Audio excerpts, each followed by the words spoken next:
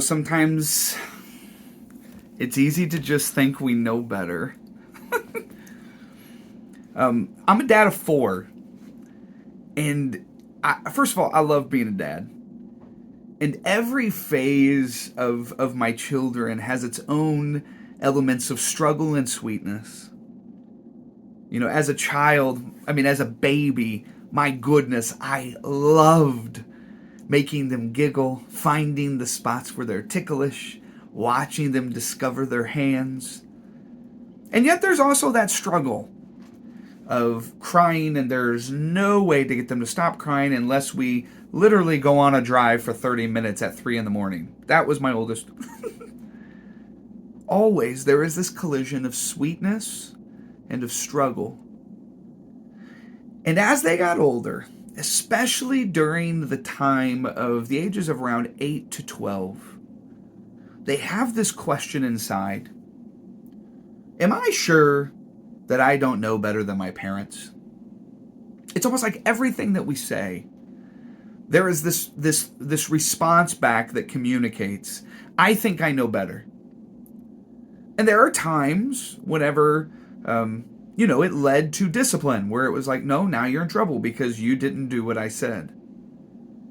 And there are a lot of times also, too, whenever I say, okay, fine, you choose your path, which ignores my own, which ignores what I've directed you, and we'll see how it ends up.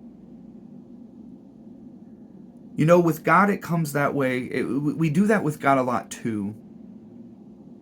We have this disposition of, at times, I know better than you.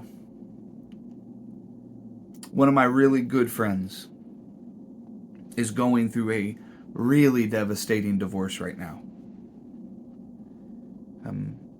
He's a good man. But his wife has gone through a lot of struggles, deep trauma in her life, where she justifiably has reasons to not believe that she is loved, to not believe that she has been treated well, even by someone that has. Whenever you experience trauma, there's a distortion of reality. And a lot of the times, the thing that is most difficult is that trauma victims like myself, but frankly because of sin, like all of us, we confuse what it is that will heal us with that which continues to destroy us.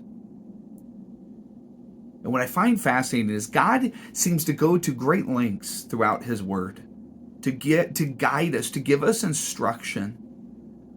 But a lot of the times, we think we know better. We think we know better than Him.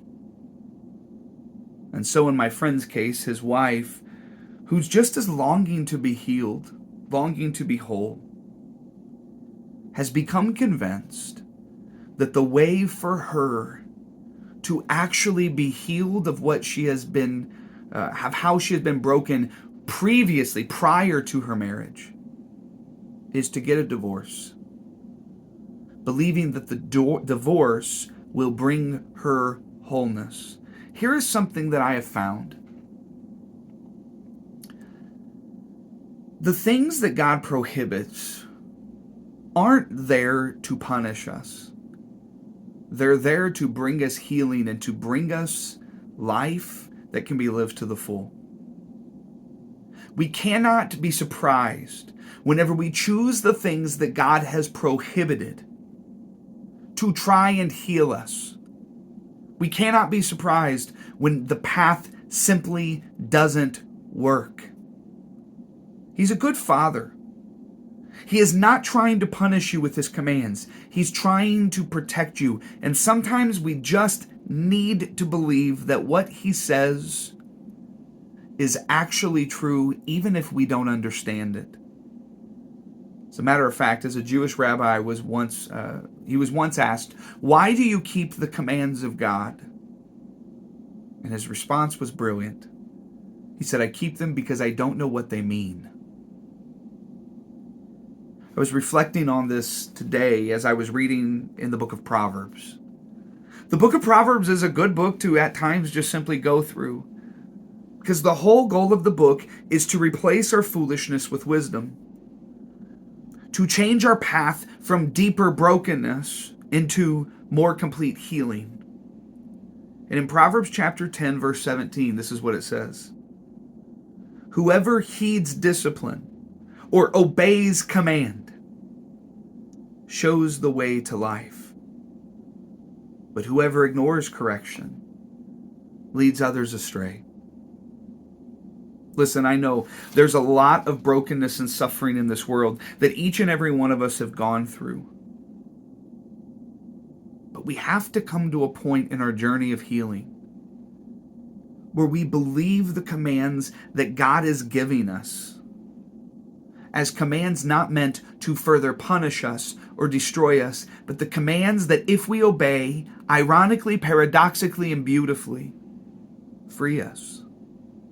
Help us become whole. Help us heal.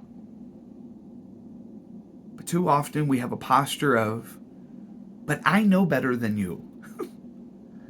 Which is why I don't think it's an accident that we don't just see Proverbs trying to convince us of this path, but we also see Psalms that celebrate and sing to the Lord the same desire of obedience. Teach me to do your will, Psalm 143, verse 10. David cries out, teach me to do your will, for you are my God. There's a trust there that the commands you're giving me will guide me to healing. And then he says this, may your good spirit lead me on level ground. Here's my challenge for you this week. Really wrestle deep in your heart with what are the things that you are grabbing a hold of to heal you, but they are the very things that God has instructed us to avoid. Like maybe it's anger. Maybe you find meaning in being angry about some sort of political issue. Or maybe it's buying things.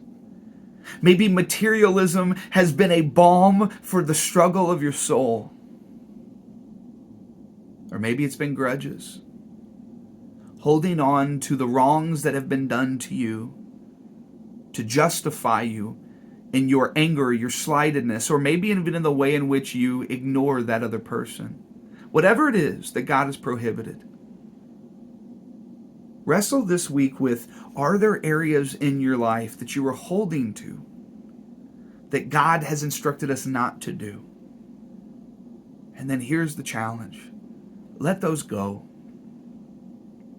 Trust that the things He commands will guide you to deeper wholeness and healing than anything that we can possibly conjure.